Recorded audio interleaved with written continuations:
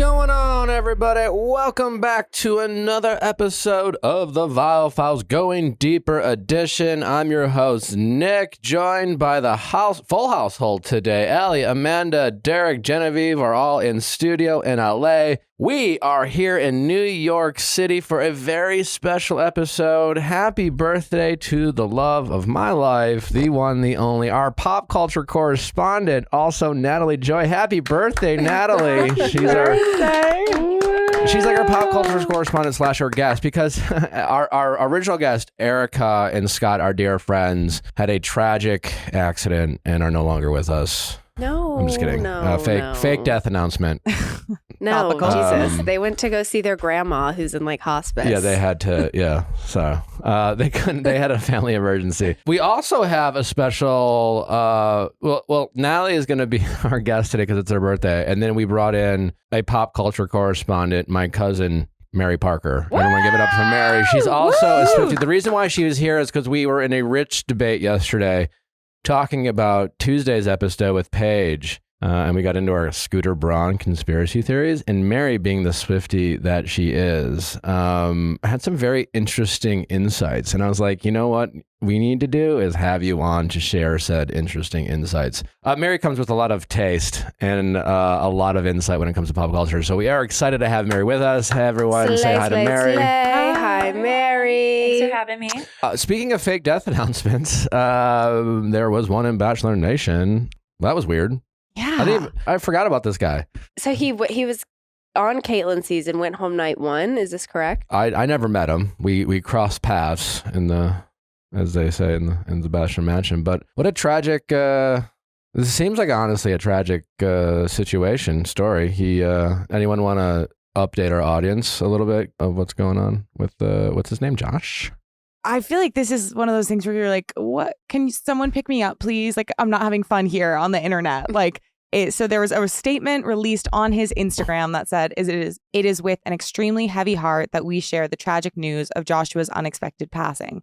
As all who knew him can attest, Joshua was an incredibly bright light in an increasingly dim world.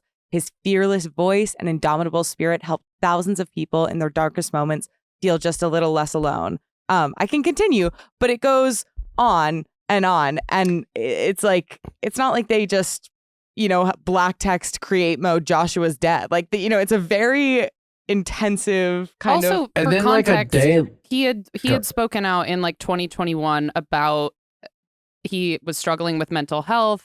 He had said, he'd posted in July 2021, I'm Josh Sider. I am a suicide attempt survivor. I battle OCD, bipolar depression, and GAD, but I refuse to give up.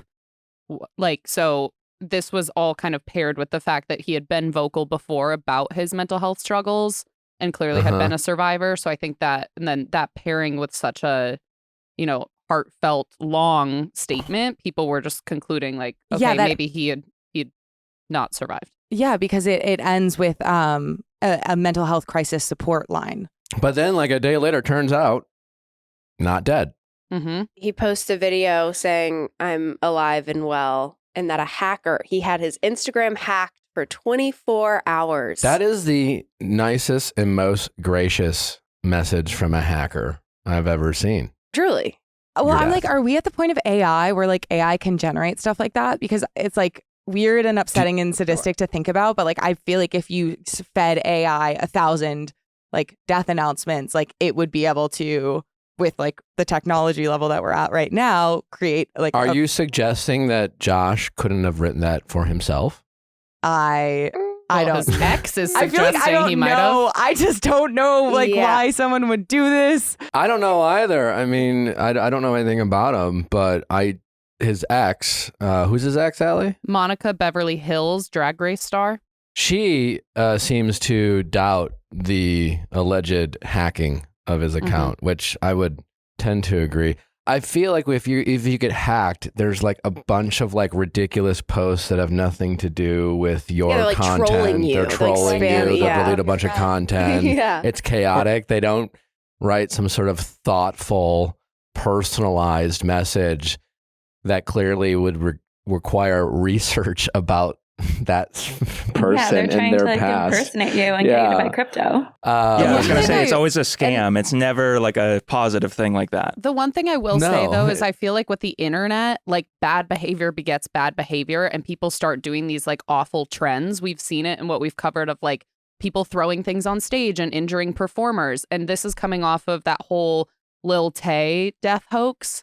So did someone see that and then get inspired Yeah. and then they wanted to try and do Like it as Josh. well? And I think it's bold of us to assume that he wrote it himself, considering we don't know him, but his own girlfriend or ex-girlfriend said that she thinks that he did it himself. She's like, he's called him a sick motherfucker. She like says it's infuriating and she's so angry. But like we talked about, just optics alone, it does not look like an account that got hacked.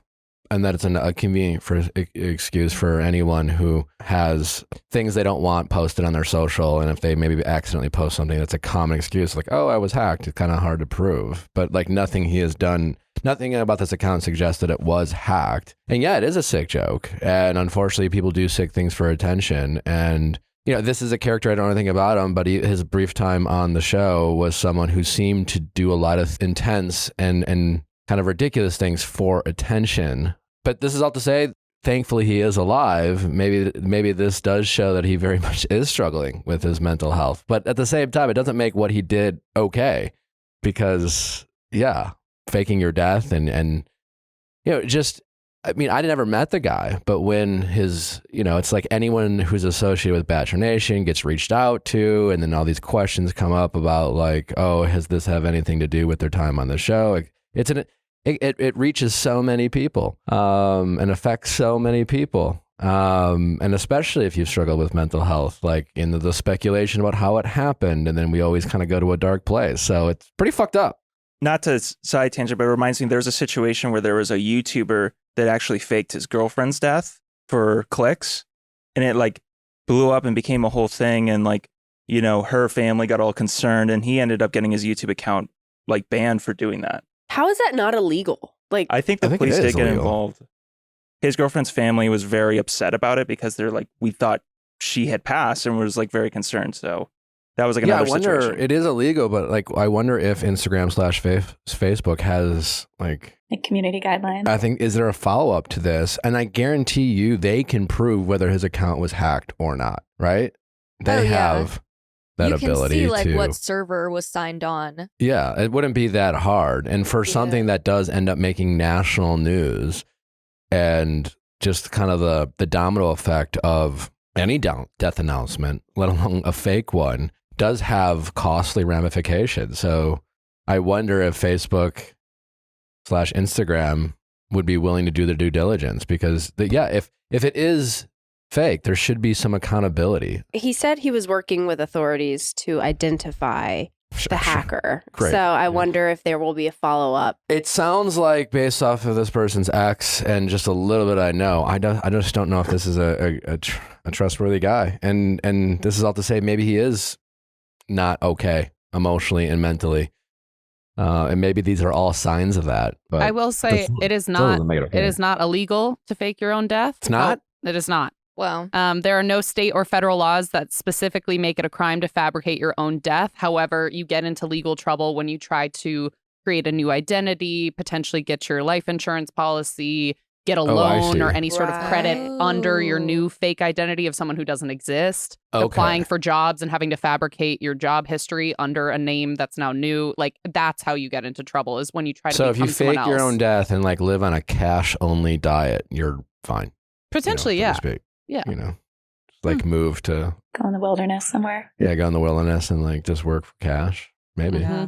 Cash only diet sounds kind of glamorous, honestly. Well, somebody who's not getting any cash also in Bachelor Nation. Did you see that they used a clip of Demi for this season's Bachelor in Paradise trailer, I despite the did fact see she is that. not on the beach? Ugh. Yeah, it Neither was is quick, Brandon. but yeah. Is Bachelor in Paradise so boring this season that in their promo, which promos typically pull the most exciting moments from a season and you put it all together to make it more juicy and dramatic than it usually is.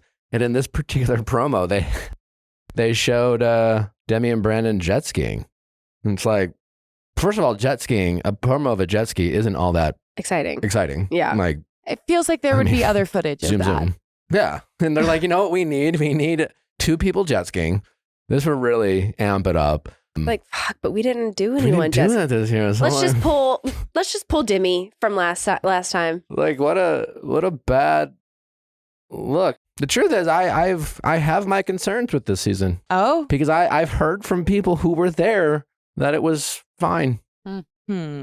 And other seasons I've had we've had friends come back from the beach, and we've been like, what's it like? And there was, in some cases, legitimate fear on their face. In other cases it was like, I don't know, man, this shit's fucked up. It was crazy. It was nuts. And this season it's been like, yeah, let's go. It's fine. Yeah. It's a good time. I don't know. It's not a good sign that they're using promos from the previous season. I hope I'm wrong. I hope I'm wrong. But there are new sheriffs in town, so to speak, new producers running the show. So we will see if they're up to task. Did they say anything about doing that after Jimmy called him out? No, I mean, they typically never respond publicly to anything. I mean, like, in all seriousness, I don't know, maybe it was just something lazy by the post department, but it can't be a good sign. You would think they would have so much content to work with. And I mean, they've used, seasons have had like where guys on their downtime like get into some sort of like fake fighting moment where they're just fucking around, and we'll use that to make it seem like there's a fight. But at least that's from the current season, because they have hours and hours and hours of footage of which they're using 5% of. But there's so much stuff that they can just put in a super teased, as they call it, and make it seem like the season's like full of drama. And just the fact that they're like, we need a jet ski with 2 people who aren't even on this season can't be a good sign. It's a bit concerning, and as if like no one would notice, even if they have a jam-packed season ready to go to blow us away, they're making it seem like they don't. It's like such a weird move. Yeah, and it's also like, it doesn't make sense because it's not like they really try to sell the paradise element of Paradise. Like, sure, it's like they have some dates where people get all like, excited for the date. But in general, it's like they talk about how hot and sweaty and mosquito filled it is. Like, it's not like it's meant to be this like hugely adventurous, like the accommodation or the activities are such a big appeal. So it's like, for what? For what? Well, folks? and it's just like, people are going to pick the things apart. Everyone's covering this. And you chose to use a shot where we can see their faces. And 2, you're picking someone like Demi, who's been on the show multiple times. A lot of people know who she is. Everyone who's a fan of the show is like, she's one of the like top people who've come back time and time again. Pick like a random shot. If you do need a jet ski shot, find it with like a sunset where it's just a silhouette. You don't know who's on there. Like, it's just stupid. Yeah. And they're bringing down like Hannah Brown and Katie Thurston, like former leads, right? Who are not on the show. They're just like bringing date cards. And like sometimes they do that because they'll bring in like their former stars. People think that they might be on the show. So it's bad enough already that, that was my biggest takeaway of the super tease of Paradise are, who the fuck are these people? And it's not like I haven't been watching.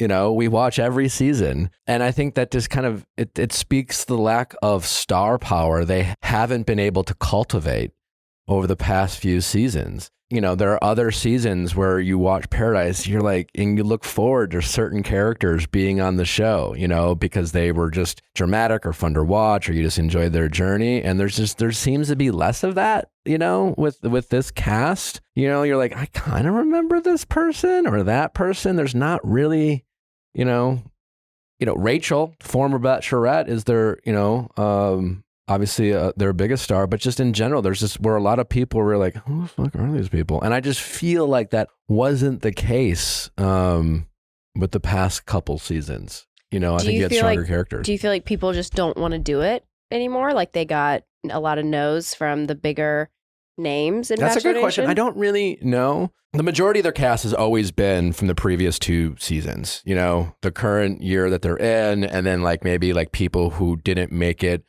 from the previous season. Some of their heavy hitters, call it that, like the people who go the furthest for, especially if it's the Bachelorette, because of timing, don't get to go on because they're still filming their current season. There's a little bit of that. So they always pulled from those 2 main seasons. I think it just shows that they just haven't really had a lot of star power the past couple seasons because there's just no one in general that you're truly all that invested in, other than, having a former lead on. So other than Rachel, I think there's a lot of forgettable people and apparently not making enough content where they don't need to pull clips from previous season. Yeah, I feel like it really demonstrates how like the reality TV landscape has changed. Where I feel like The Bachelor had a monopoly on like being like the beating heart of American reality TV for so long. And then now that there's been the invention of like all these new formats that have definitely like taken and drawn from The Bachelor and like used a lot of the like formula of success and then twisted it and modernized it and like made it something new. It feels like the show doesn't even if they wanted to, I don't know how much they really could invest in contestants the way they have in the past to like really make them have this like huge public following and significance because there's just like a lot more going on. And that's why I'm so curious about Senior Bachelor, because I feel like that's something where I'm like, this feels kind of new and exciting. And like, I feel like Senior Bachelor could become the franchise. And I don't know that it will, but I think if it went well, that could become, because the show has always kind of in format been a little more like straightforward and like simple than say a show like Love is Blind or like The Ultimatum, where there's like a lot more logistics. And so I think it kind of lends itself to like wholesomeness in ways that like maybe other reality TV shows don't. We'll find out. Looking at people's Instagram following, like Raven, for example, from Love is Blind, has almost 1 million followers on Instagram. And Charity, who is like our most recent lead, Bachelorette, has 234,000 followers.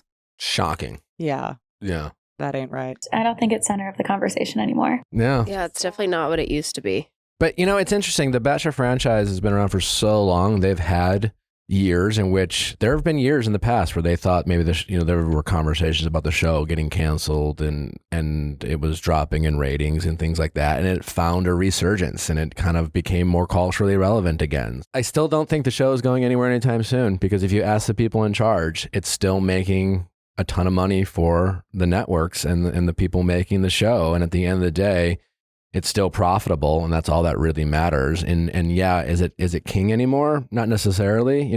Also to your point, Amanda, I think it's just there's just more competition. There's just more options, and so they're not doing what they used to do in terms of ratings, but it's still profitable, so it's not going anywhere. So the big question is can they figure out ways to get people excited again? Is it I think the Senior Bachelor, Golden Bachelor is just going to be more nostalgic. I think there's a lot of curiosity around it. People will watch it the first time, but I think it's going to lack the necessary drama for people really to get invested and give a shit all the way through. And I think it'll be endearing and cute. And I think that a lot of people will watch the first episode. I think there'll be a lot of people who watch the last episode. The question is, can they keep people watching all the way through? Right. Without like the super tease of like someone accusing the other person of like being a sex worker, like, and all the other kind of like drama that we've seen for like these younger seasons. It's like very hard to imagine them having that kind of drama with like older people. If there is old person drama, then I'll be hooked, because if it's a bunch of like catty, if it's like Beverly Hills Housewives cattiness, like that will be so good. That'd But be I iconic. feel like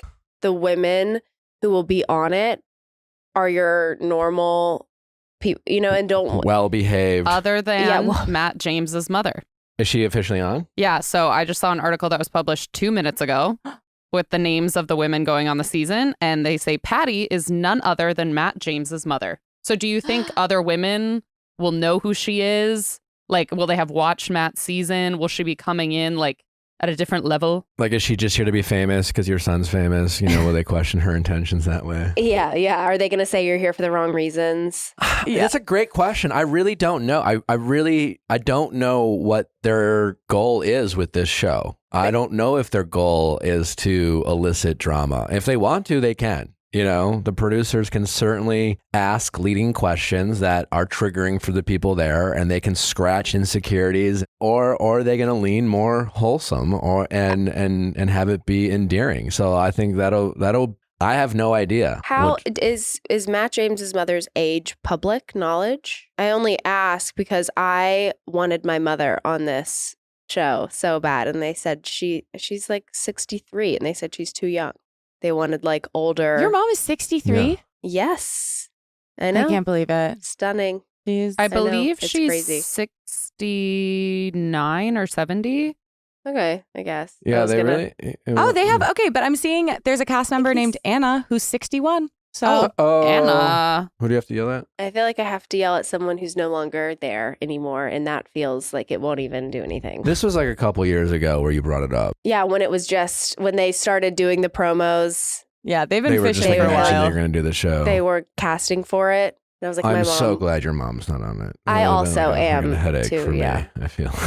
Even just looking Yeah. at the names, it makes me excited because it's like Joan, Jeannie, Edith. Like, you know how it's always there's like 7 Olivias or something. And now I'm like, I want 7 Phyllises. Like, I want Phyllis M and Phyllis P. It's like a Dorothy and a Diane. yeah. Yeah. We're gonna have to see what names are like popular after this, like what names come back into Oh, circulation. yeah. Like, Yeah. Karen's. Do they plan on making a Golden Bachelorette from this season of the Golden Bachelor? Oh, I hope so. And I hope it's Matt James's mother. And if they don't, well, do they deserve criticism?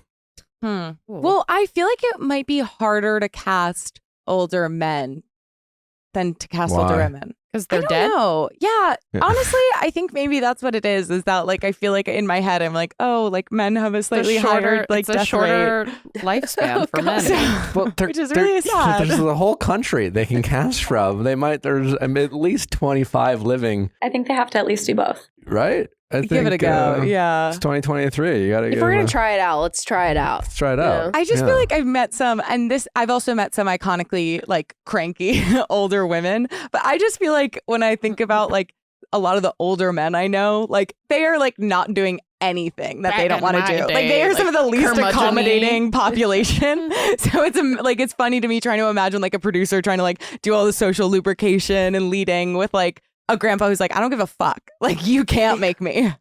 Stuck in his ways. There is a lot of that, but I feel like if they really wanted to, they could find enough of willing participants. You just have to who- go to the Costco food section and you will find a bunch of angry old people that love drama. Yeah.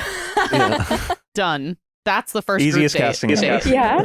Yeah. Go to the free Uh, samples and there you go. Yeah. I'm excited for hometowns where it's gonna be like meet the kids That's what as I've been opposed saying. to like Yeah. meet the parents. What are your intentions with my mother? Maybe that's where the drama will come from. Probably. Yeah. Oh my Yeah. God. Like if there's, like kid drama. But also, speaking of kids, Natalie, how is your pregnancy going? Like, how are you doing? How are you feeling? I'm better now. In this moment.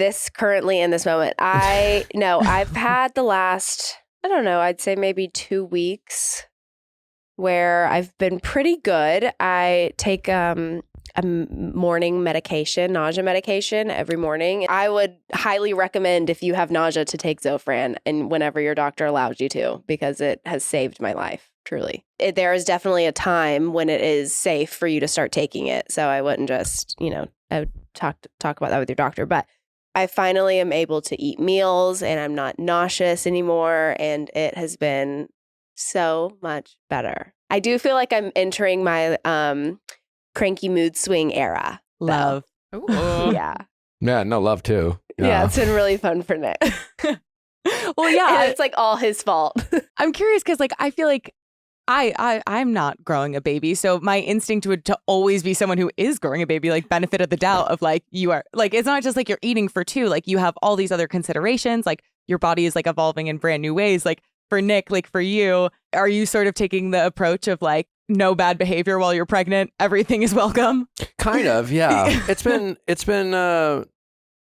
in all seriousness, I've enjoyed trying to be a part of the pregnancy in a way, but obviously I'm not experiencing all the extreme changes that Natalie's experiencing, and I don't have to deal with all of those emotions behind it. But yeah, as her partner and as someone who wants to participate in the pregnancy, I have kind of taken the approach that I feel more part of the pregnancy by allowing Natalie to, offload any energy that she might be feeling that's, holding her down. And and I'm happy to be the good sport. I'm in my current good sport phase. It makes me feel like I'm a part of the pregnancy. Like I'm contributing by being flexible, being down to do whatever. My goal is to make sure she's comfortable and happy.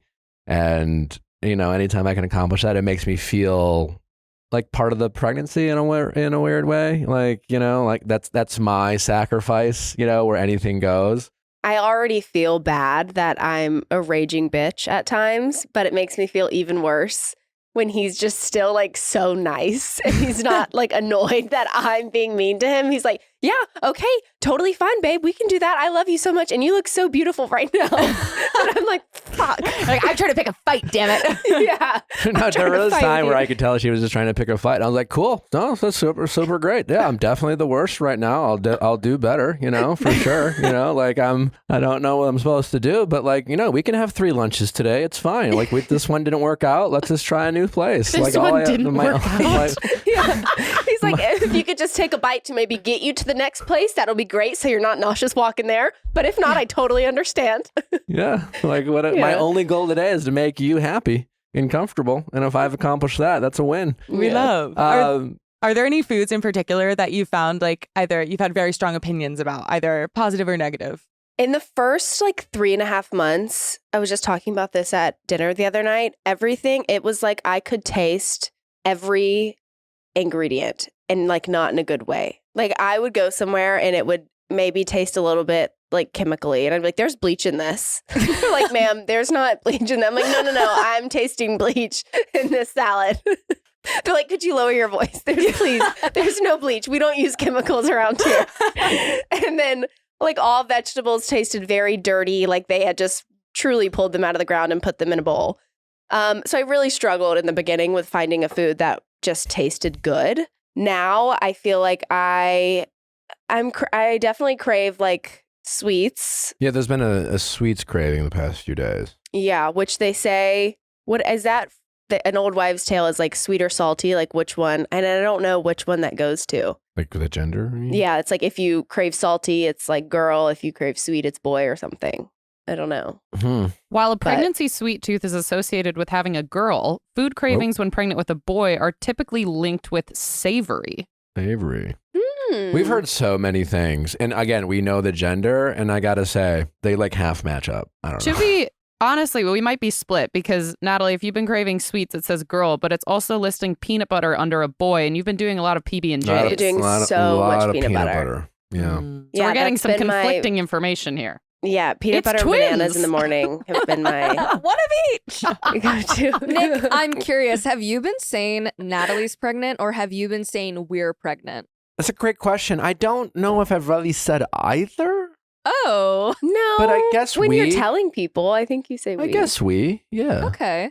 I wanna feel like a part of it, you know? I don't want to take anything away from Natalie's experience, but like I want to be involved, and yeah. I think it's more like we are having a baby. Yeah. Natalie is pregnant. Yeah. That's, I feel like that's the way it should be. I think that's the correct answer. I get really annoyed when people say we are pregnant. No, you're not. No, like, do you remember in 2014 when Mila Kunis was on like Jimmy Kimmel or something and she came out with a group of pregnant women and she was like, stop saying we're pregnant. Oh. You're not pregnant. We're pregnant. Oh. I was like, I think I was like, I don't know, 12. And I was like, oh my God. This is a huge thing right now. Like riveting. These men who are saying that. She's like, you're not squeezing a watermelon-sized baby. Natalie's pregnant. That's the proper. Yeah. Good answer. Yeah. Good answer. Yeah. When it comes to like navigating your first pregnancy, Natalie, and then like first experience having a baby as a couple, like where have you like been turning for information that's been helpful? Because I'm sure you get a ton of unsolicited opinions, both between like kind of people who engage with you on social media, people you know in person, the internet, like your parents. Like where have you been kind of like finding the most helpful like support and insight? I feel like definitely people who are close to me who have recently had a baby. I feel like a lot of people, my mom wants to give me a lot of advice and I'm like, your last baby was 25 years ago. Like, I'm so sorry, but like things have changed, you know, like there are things that are like, different. Put a cold rag on. Yeah. know? My mom's cure to any sort of pain, any injury is a cold cloth. And she's like, that will fix it. She's like, you fell and hurt your hand, cold cloth on the back of your neck, and you will feel so much better. Stomachache, cold cloth on the back of your neck. On the back of your neck. Yeah. Yeah. But I feel like my sister, I'm definitely really close with. I ask her a lot of stuff. Nick's sister, Maria, I've gone to her a good bit. Yeah. A lot of people have given me books. I've been trying to do my own research and figure out things on my own. But it is really nice to have trustworthy people that you know. Like my sister is the mother that I would love to be. Her daughter is amazing and just perfect. And I would, if I could take any of her tips, I absolutely would. So I think listening to her has been extremely helpful for me. No worries to like answer this if this is like kind of more on the personal side, but like I love personal. Okay, I would love to know like I guess how like your relationship with your body has kind of like evolved during this process. It's actually, I kind of am just now going through this. I had a moment on this trip where I kind of almost broke down, and it's like and if this sounds out of touch, please stop me, but like I am someone who I've been the same weight and size pretty much my whole adult life. So I've been very lucky and blessed to like not struggle with any, I've just been able to wear all the clothes that I have. And packing for this trip, I'm like, okay, I'm just going to throw in like, I know these jeans are pretty baggy on me. Like I know, some dresses, some skirts, and I just threw it all in a suitcase. And then once I got here to like try on outfits, nothing fit. None of these jeans were buttoning. None of the, it feels like such a like mental battle because you're pregnant and you're so lucky and blessed to be able to like have a baby. And it feels, it's such a magical thing. But on the same side, your body is changing so much. And it's something that I'm definitely not used to. So it's been really hard for me to like not separate the two and just make it all as one. I'm just growing a baby. This is part of the process. Like I've just got to keep moving. So I've kind of now, because I feel like I just now popped, like my belly popped, and I love fashion. And so it's hard for me to Nick's like, well, you'll just wear dresses and like onesies. And I'm like, I don't want to wear dresses and onesies. I want to wear outfits, but I don't have anything. Well, at first when she got pregnant,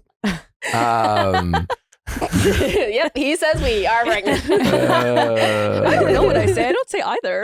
Yeah, I would literally never say we're pregnant. Absolutely never. Never. At first when she got pregnant, she was, when you get pregnant, when you first find out, such great news, such big news, but then you're immediately like, okay, well, nothing's really changed, like you want it to feel differently. So the first couple of weeks, it was like Natalie joking about like, I feel I have a craving and like, is my stomach showing? And meanwhile, like she's kind of sticking her stomach out, or like after she ate and she's feeling a little bloated, would like use that as an opportunity to be like, look, I'm showing. And we kind of had a lot of fun with that and kind of goofing around. And then what feels like overnight, now she's been starting to show for the past few weeks, and like, yeah, it's been less exciting for her because it went from like, I can't wait, it went from like, I can't wait to have cravings and I don't feel pregnant. And then it's been one of those, like, be careful what you wish for. But like, it's been obviously overall really great and fun, but it's been like, it's been quite the journey. We're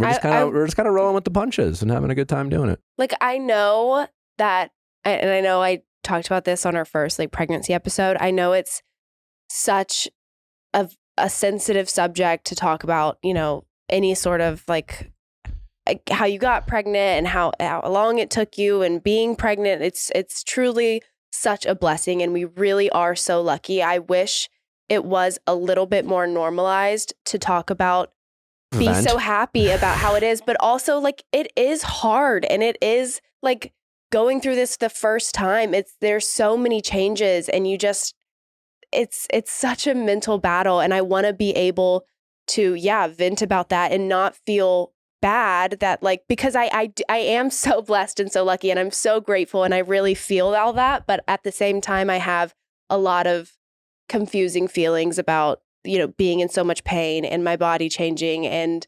the fears that come with being pregnant. The other night, she seemed so mad at me, but she wasn't. She was just mad.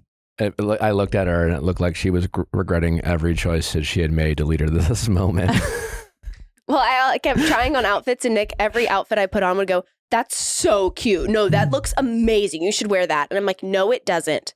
It doesn't look cute. These pants won't button. So then I would change, and I put a new outfit on. No, that looks so cute. You should wear that. Keep that on. That one looks really. I said, I swear, if I hear you say the word cute one more fucking time, I'm done. Meanwhile, I was also like, we got to get going because we were meeting friends for dinner at 7, and it was 6:55, and she was lying in bed. And I'm like, we have to be somewhere in 5 minutes. And then she had an outfit crisis following getting out of bed at 6:55. But turns out that meant that if I was going to rush her, then I needed to map out, and granted, we're in New York. So I realized that I wasn't allowed to rush her unless I had our entire route mapped out from and memorized what subway we're going to take, which turn left or right, because when it was like after I rushed her and we got to go, and then she's like, well, where are we going? And he has no I had idea. no He's like, wait, idea. hold on. I got to find the group chat. Where's the right text? I'm like, you don't even know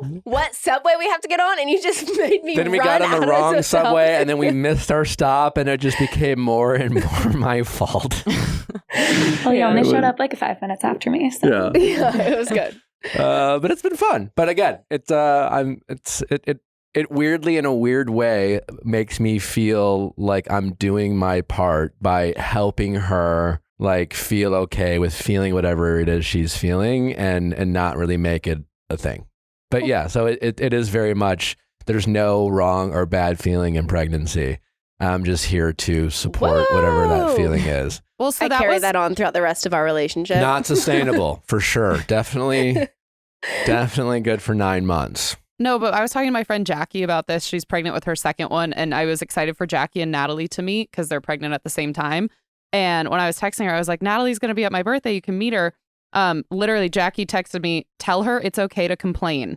I would at times feel guilty complaining because in my head, I was like, stop being ungrateful. You wanted this. But two things can be true at the same time. Yeah. Preach 1,000,000%. Totally.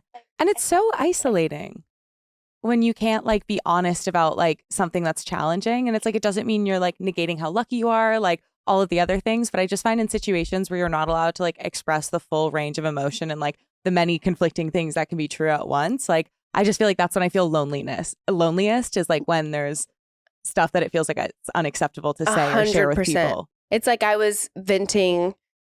I don't know. I've been kind of using my stories as a vent session, whether it's about, you know, a green juice I got that tasted absolutely disgusting. And I got like a couple DM responses. It's like, why do you have this attitude? You're pregnant. You should be so, and it's like, it's just, it feels so defeating. Yeah. It's like, yes, I am aware. Thank you. But I also, my hormones are fucked. Like I am feeling angry right now and I'm just expressing that. Like, I'm sorry. Like Seth could be here talking just like Nick is about me having an outfit crisis. Like I'm not pregnant and I've definitely been. And that same like so frustrated, nothing looks good. Right. I feel terrible, but because you're pregnant, it's like, this should be beautiful. This should be like, right. I should be embracing every way I look. Yeah. And it's okay when like, you're not pregnant, yeah. but when you are pregnant, you cannot. Yeah. But I also What a bunch of shit. Yeah. But we really are happy. I swear. We really are happy. There just are a lot of moments that It's know. almost really, I can't believe we're this far along as we are. Because it went from finding out we're pregnant to it just knowing what we were, but not feeling like we were, you know, type of thing, because nothing really changed, to holy shit, we're this far along already in a kind of a blink of an eye. And again, you know, it's like when you find out you're pregnant, 9 months seems so far away. Like it's like, yeah, we're pregnant, but I can actually imagine actually having this baby, but Yeah. it's coming up so close. And yeah, it'll be here before we know it. It'll be kind of crazy. Like we went to the lake house, like before we went to New York. And I hope we can go back because we absolutely love it. And it's been a dream come true to be up there. But there's also like a really strong chance the next time we will be there, we'll have a child. It's just kind of crazy to think about that, you know? And so that's been kind of surreal. But the lake house update has been fantastic. It really is it's truly lived up all the expectations I ever had about it. it must be It's so really great. triumphant being there, especially with like the process that it was and like knowing how like challenging it was. Like I'm sure you would have like savored every moment even without that, but it's like especially top of mind. Like, Well, there's just no how special guarantee it it was is. going to live up to the hype. I hadn't been there in like 30 years, you know, and it was, you know, there was definitely a possibility that I'd get up there and go, yeah, cool. It's like, it's fine. But no, it's amazing. It's like, we just love chilling there. It's relaxing. It's a beautiful view to wake up to a lake, you know, go to bed, watch the sunset to a lake. And obviously it's been super exciting. So Mary's my cousin through marriage. My cousin Seth is her husband, and Seth is my mom's brother's son, and on that side of the family. And it was just like been really cool to like talk to Seth about like when I told my uncle, Mary's father-in-law, that I was buying back the house, and he was going through his his basement and bring up his like tackle box from when he was a kid and things like that. And they were having all these memories. And just, when I was a kid, this was the place that I enjoyed going to the most. So the idea that we have this house and we're having a kid, to have it continue to be a place where people build, their memories is like such an exciting and cool feeling. And to know that, like, I hope that we have this in our family for a long time. Like, it'd be great to, I was imagining my kids, like, enjoying being at the lake house, like long after we're gone. Is this still going to be a place where this family creates memories and things like that? And it's like weird because we were talking about this last night. What I'm really excited, I didn't even think about this because, when I bought it and I essentially just gave it to my parents to live there, and my parents are about to be empty nesters for the first time.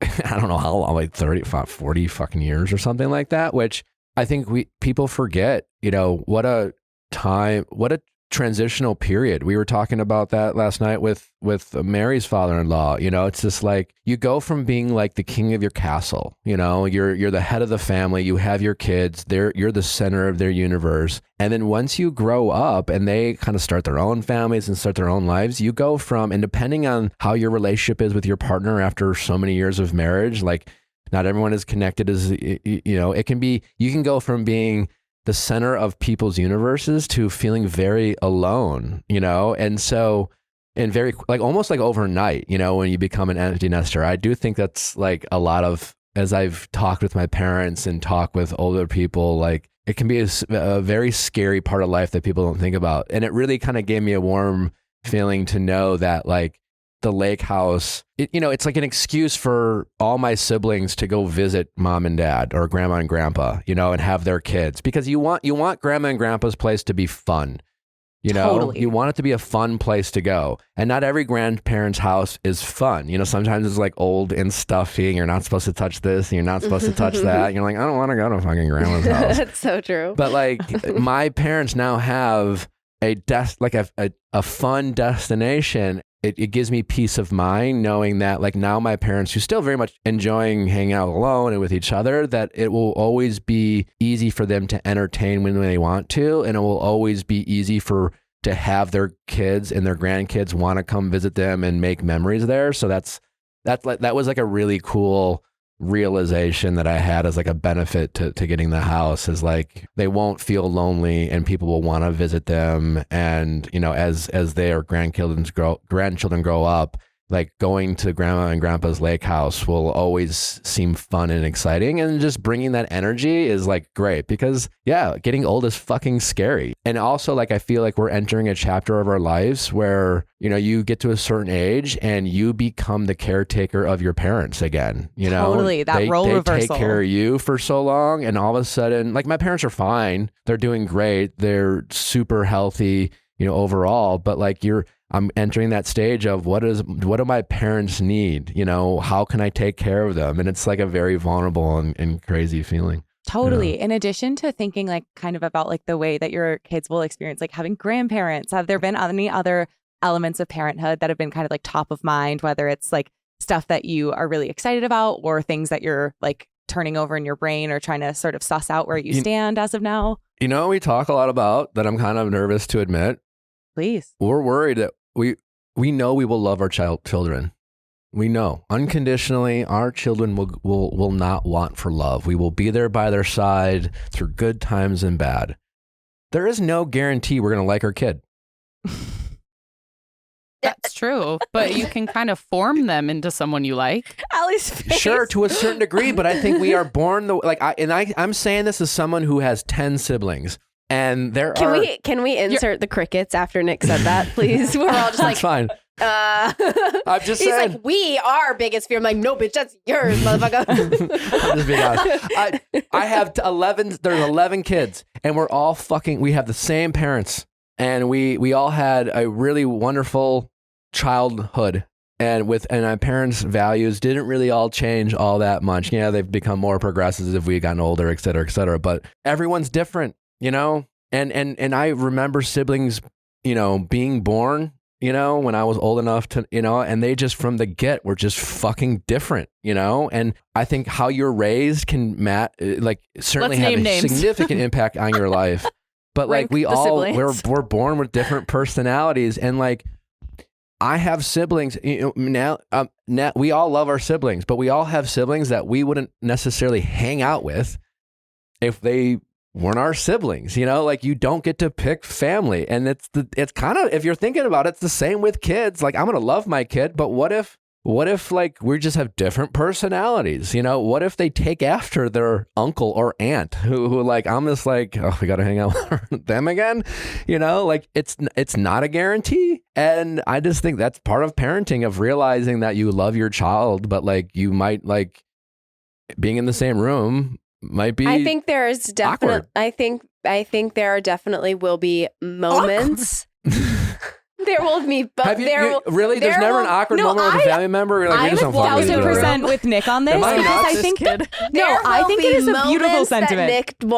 There will be moments that Nick won't like our child because they're just like annoying or whatever. But I don't think overall you'll be like, yeah, I just don't fuck with that kid. Like, love him, but like, yeah, he's just like not really my No, of course I'm going to love my child unconditionally, but I'm just objectively realizing that there is no guarantee they're going to pop out and be like, yeah, we're best friends.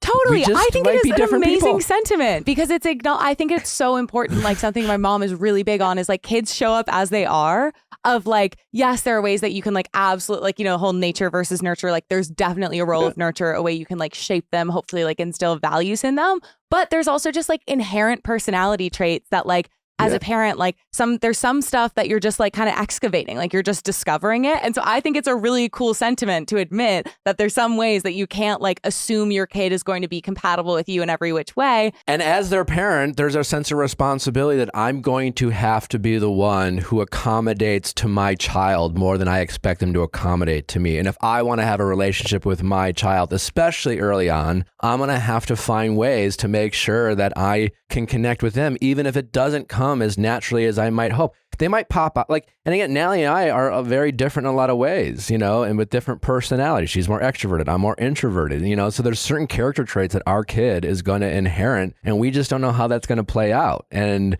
I do think you just assume that you're going to have a kid and they're going to be like clones of you, and like that's not necessarily true. And like, yeah, as my kid gets older, I hope maybe, and then I'm in like a fucking wheelchair and whatever, and like I hope they accommodate me in like when they're taking care of me. But I'm gonna have to be mindful of the fact that like I'm gonna have to learn my kid's personality and who they are and how they respond to things, and I can't just assume that they're gonna want to like hang out the way I want to hang out. And like, am I gonna like my kid? Is that something I kind of worry about? Because like there's just no guarantee. But I'm gonna love my kid, so. If you're watching this someday, I love you. Natalie, is there something? I'm going to get so much heat for this. Yeah. No, like probably challenge you to grow. Yeah. You know, you might try new things. But we also, to your question, we talk a lot about parenting and like different things we want to try, things that, you know, Natalie was raised that she really remembered and appreciated.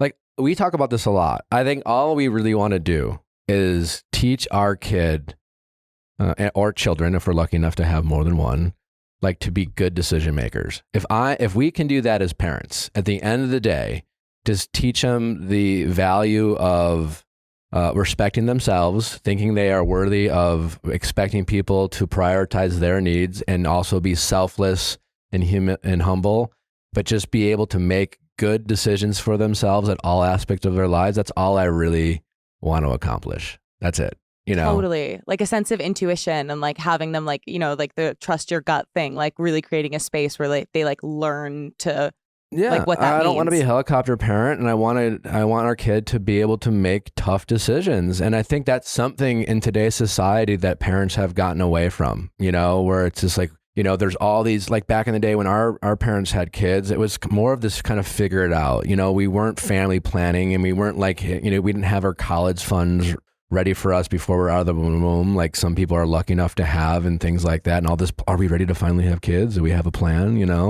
And I think that can be great if you're able to do that. But yeah, I think that fear of failure, or making sure, and I know, like, shit, with the way we treat Jeff, we're helicopter dog parents, so that I think it will be a challenge for us to not to be able to pull back. But if all I did is teach our kid to make good decisions for themselves, especially in difficult times, because they're going to be faced with adversity and they're going to be put in pressured situations, and mom and dad aren't always going to be able to do that. And that's all I really want to do, is teach my kid how to make good, strong decisions for themselves, and the ability to learn from decisions they get wrong. That's all I really want to do. And if I do that, I feel like I've been a good dad. Absolutely. Yeah. Well, I think someone else who Period. would love some assistance making decisions. Is it texting office hours already? Yeah, sweating the wedding. Because you're not only having a baby, you're getting married.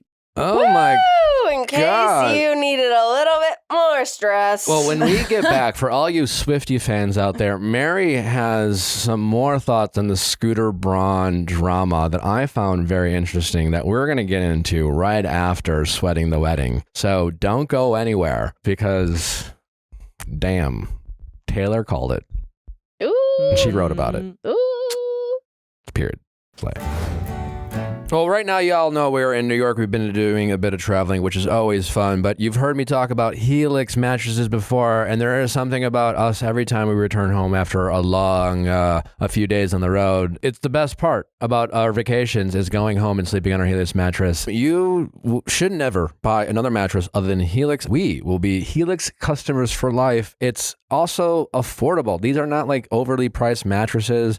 It's so easy to shop. They have a mattress for everyone. Whether you sleep hot, sleep cold, sleep on your side, sleep on your back, it doesn't really matter. There is a mattress for everyone. They have 14 different mattresses to choose from. I think we got the midnight. But to get the mattress that's right for you, just go to helixsleep.com. You take a quick a test or assessment, answer a few questions about how you sleep and who you are, and they will select a mattress that's perfect for you.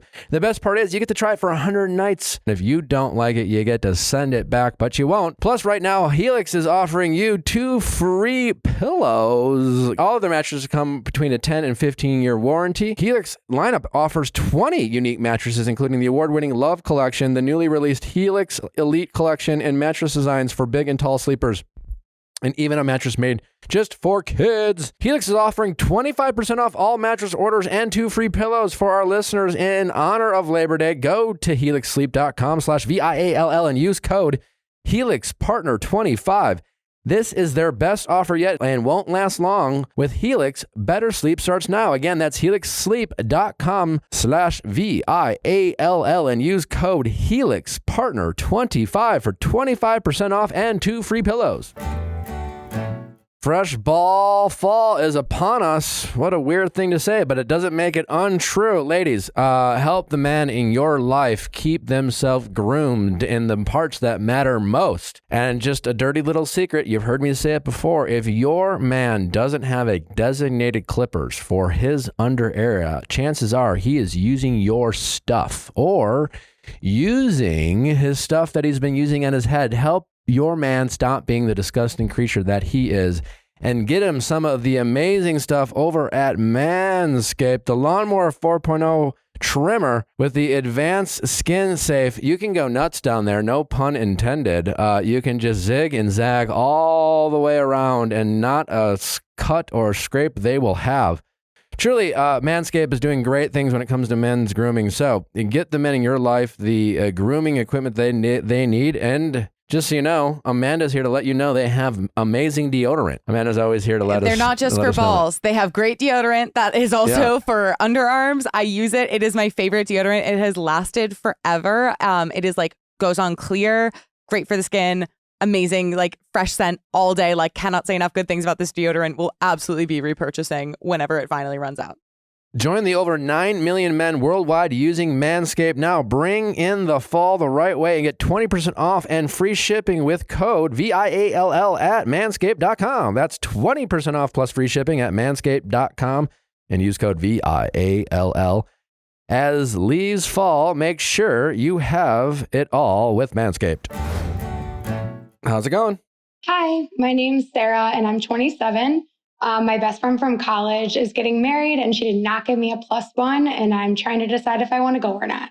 Okay. Ooh. Just because you don't have a +1. Yeah, I guess there's more to it. Yeah, what's more to it? Because, at first I'm thinking, well, you're not necessarily entitled to one, but why do you feel like this is a kind of a slap in the face, so to speak? Sure. So I've been in a committed relationship for over 5 years now. The reason behind not getting a +1 was presented to me as they were just overbooked and didn't have enough room for any other people in the wedding, I guess. But I know the real reason was because my boyfriend and her have differing political views. So they have argued and kind of butt heads over that in the past. So that's kind of there's more to it, I guess, in that way. Yeah. Have you talked with your friend about this? I have. At first I didn't respond because I felt kind of uncomfortable because I feel like I'm a little bit of the mediator between their relationship. But when I reached out, I just told her, because the RSVP isn't due until the middle of the month. So I'm like, I still have time, but I just want to acknowledge that I saw your message and that I'm considering everything, and that I have to travel out of state. So it's just a lot to consider. So her response kind of came back firing at me and their argument. So she said that she doesn't feel comfortable with him there because he doesn't support her and her family and what they believe and yada, yada, yada. So, yeah. So I mean, and then again, is there something specific that she is going through, or is she just personalizing her beliefs as not supporting her? And you know what I'm saying? Like, because someone might experience something that is personally affecting them, and then that could also be tied to common political discourse, where she feels more triggered by it, or there are people who are just stand the right or stand the left and they just fucking love arguing about it with people, and they wear it on their fucking sleeves, and then this is who they are. I would say they're both. My boyfriend and her are both that wear it on their sleeves, fight about it on Facebook, super argumentative. So they're both never obnoxious. Yeah. Okay. And I'll admit that I'm not that way, but I know both of them are. So a lot of that has just made them dislike each other without even really knowing each other. But I guess my biggest thing is that I'm in the middle of it. And when I brought it up to my boyfriend, he was just really upset about it, I guess. And I wasn't really expecting that response from him because I didn't think he'd want to go anyway. But his response kind of gave me a bad taste too, because I didn't know, or not that I didn't know he was going to respond that way, I guess, but he made the point of if I wasn't invited to one of his friends' wedding after us being together for 5 years, how uncomfortable that would make me feel. Sure. And then when I put myself in those shoes, I agreed. So then I really started considering not going altogether just because I'd rather keep the peace. I see this friend once every 5 years. I see my boyfriend every day. So I just felt like to keep the peace. But then a part of me is like, what if one day I look back and I regret not going because whatever didn't work out, or, I guess I'm just pessimistic. I'm assuming your boyfriend's not home right now, right? No, I'm actually at one of the hotels I work for. So I'm by myself. Because I'd love a chance to speak with him. I don't know if you'd like that. No, it's a him problem. It's a really interesting situation. Listen, it's her wedding. And I disagree with both of them and the fact that I've gone on and on about this. The fact that we live in a society where we've created enemies, true enemies, and we don't even see, a difference of opinion. We see good and evil with people with different, value systems. And we truly have decided that if someone disagrees with us, they're bad and we shouldn't be around them, and, et cetera, et cetera. Mm-hmm. And the fact that both your friend and your boyfriend are kind of the obnoxious, diehards, so to speak, that kind of make everything about their political beliefs and kind of love egging people on. These two people should never have been talking politics to each other. And yet they clearly have, and they can't help themselves from doing it, et cetera, et cetera. And the fact that it's her wedding, I can get why someone who's as passionate as she is doesn't want to fuck with someone who clearly she finds to be just personally offensive. And your boyfriend, on the other hand, has played a role in that as well. I actually think it's a good sign that he had the reaction that he did, where he felt that his feelings were hurt. It kind of showed a human side, and it kind of showed that maybe there is hope in the sense that maybe this is an opportunity to realize that, you know, it's good to have conviction about what you believe, that maybe like it's not the end all be all. And what is the end all be all is your interpersonal relationships and the people you have in your life and the people you make connections with, and family and friends and their family and friends, and creating your community, et cetera, that can go beyond just various beliefs. I think there's a potential solution here, and I don't know if your boyfriend's willing to do it, but if it bothers him so much, he has to first take responsibility where his feelings can be hurt, but he also has to recognize, why would she want him there? She clearly, he has said things to offend her. She finds him personally offensive. He finds her personally offensive. So he can at least relate to how she feels about him because it's how he feels about her. So if nothing else, they can relate to how they feel about each other.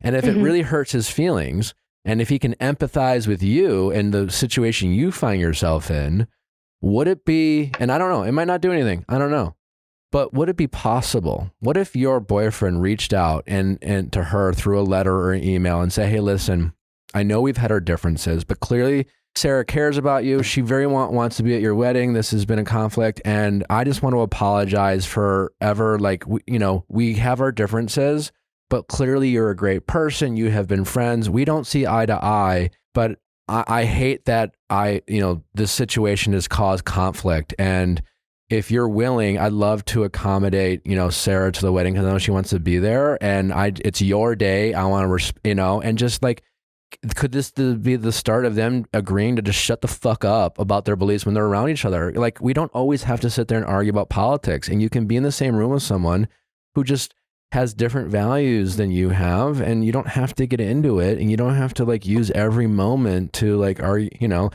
everyone agrees with me on that, but if he's interested in doing that, and if he truly is bothered by how this makes him feel and is bothered by the decision you have to make, it really is on him. It's not on her to make this work. It's her wedding. She doesn't have to accommodate him. But I do think this could be an opportunity to maybe mend some fences, and it would require some humility and grace on the part of your boyfriend. I kind of agree with that. I think that would be good, but I don't know that either of them are willing to really like budge, but maybe. But I guess like looking forward now, an obstacle that's come up is that same weekend, my boyfriend's cousin has a wedding also. And it's that Friday. So flying to a different state, doing all that, trying to make everything work where I could just go to a wedding where my boyfriend's there too. Well, but if he has a wedding to go to, why don't you guys just go to two separate weddings? Yeah, but part of me wants to go where he goes, I guess. Like, I would rather go to a wedding with someone. It's uncomfortable to go to a different state. No, I hear you. Stay by myself. There's just a lot more to it. And I think I'm leaning towards no if things don't like resolve, which I don't really foresee that. Well, they're not going to unless, they're not going to magically. She's not going to get over it. And honestly, I don't fault her. It's just her wedding, Like I wouldn't, if Natalie got in, if someone I knew offended Natalie, and she was like, I don't want them there, it's hard for me to argue that. I don't agree with people fighting over this stuff and creating conflict in families, but unfortunately, I'm in the minority, in terms of that argument. But you're just going to have to decide. I think right now, just be careful that you're just not taking the more convenient, easy way out and doing the things where you said, well, I see him every day. I see her every 5 years. I'm not here to tell you how important that friendship is to you, but you did say it's a lifelong friendship. And once every 5 years is still something. And maybe it's once every 5 years now because your lives are so busy and you're kind of at that part of your life, but you just never really know. And I don't know if your friend's ever going to get married again. I'm certainly certain that she's not planning on it. But you not being there is something she is going to remember, you know? And I don't think your boyfriend is going to be as upset as she's going to be upset by you not going to his cousin's wedding, because the fact that he does have something to do makes it easier on you to go to her wedding, where you're just like, you know what? You got a family wedding. I got my family wedding. I know this sucks and whatever. But he's got to recognize that he can't just be the victim here. He can't be like, I can't believe I got uninvited. Like, he knows why he's uninvited. If it really hurts his feelings, he has the opportunity to extend an olive branch. And if he doesn't want to do that, that's fine. But if he doesn't want to do that, he doesn't get to throw a fit about his feelings being hurt. And I think that's fair for you to point out to him, hey, it would mean a lot to me if you could try. But if you don't want to try, fine. But you don't get to have your hurt feelings if I'm going to still go and support my friend. And also, you did just say it, like, you see your boyfriend every day. And this isn't just like a friend of yours' birthday dinner. Like, this is a lifelong friend's wedding. And so I think missing that, regardless if you and your boyfriend work out, missing that will always be something that kind of is in the middle of the two of you. Yeah. Like, is this worth killing a friendship? Because I don't think it's going to kill your relationship. And I think you're risking your friendship. And and so I don't know. And given it's her wedding, I think it's on your boyfriend to extend the olive branch, not the other way around. And if he does that and she gives him the old fuck you, then that kind of resets the conversation. You know, maybe then she is more like, hey, we tried, like that was a really gracious note. He really humbled himself. He was just like, I just wanted there and support you. I'll shut the fuck up. We have our differences, but clearly you're a special person to Sarah. And I just want to accompany her to this wedding. I get why you've had your frustrations, and humble himself to say, I get why I wasn't invited. I get it. I said some things that I would, that were upsetting, and I'm sorry for that. And we may have our differences, but I hope we can have a relationship. I think my boyfriend has really changed his tune since the initial conversation, because when it did get brought up like last week, he was more receptive and was like, oh, I just figured you were going to that, because initially he was so angry, but I think he was like, she's going to go because that's her friend. But I feel like in my mind, I'm almost talking myself out of going, just because I would rather go to a wedding where he can go. And it's just because you're angry that he's not invited. Yeah. And you want to go alone, get back at her and be like, well, I'm just not going to go then. If you so choose, do you want the both, me there, then that means he has to come too, which I totally understand. But I think you have to put your pride aside and just be a good friend. If being a good friend to her matters to you, and show up to her wedding and support her. And I mean, you'll see your boyfriend on Monday, True. And that's good advice. I think in the long run, like, having your boyfriend reach out is you putting yourself first, because outside of this situation, the situation is coming to a head because of this wedding. But outside of it, these are two people that care about you, and ultimately, shouldn't be arguing and putting you in this position. But it's on your boyfriend right now to be the one to lean in and apologize, because it is her wedding. Right. And in the initial heat of everything, he said something along the lines of, okay, well then when we get married, I don't feel comfortable with her there. And then initially, it's just, there's so much to it that I'd rather them. Yeah. And there's just two prideful people who offended each other. And, it goes, people surprise people when one person's willing to reach out as an olive branch. Most people are receptive to be like, they're kind of like, oh, okay, well, you're not so bad, but most people are just too stubborn to fucking do it. So I'll be surprised if he really tries to extend an olive branch and writes her a gracious note and really kind of falls on the sword and kind of takes his pride out of it if she's not receptive in some way. And knowing both of them really well, I know she would be super receptive of it, but just getting him to that point where he's going to swallow his pride and just do it. He has no right to be offended if he's not going to do that. Yeah. Because that's just him being self-centered then, because he should use this as an opportunity, like Natalie and Mary mentioned, that this is about you and your friendship. And he has played a role in this conflict. He is half responsible. And I'm sure your friend's also half responsible too, but it's her wedding. And she has the right to be like, I don't know if I want, because she's thinking, what a nightmare to get married and then all of a sudden I get a political heated exchange at my wedding. That's what she's trying to avoid. And she has the right to want to avoid that. So it's on him to say, you can trust me. I want none of that.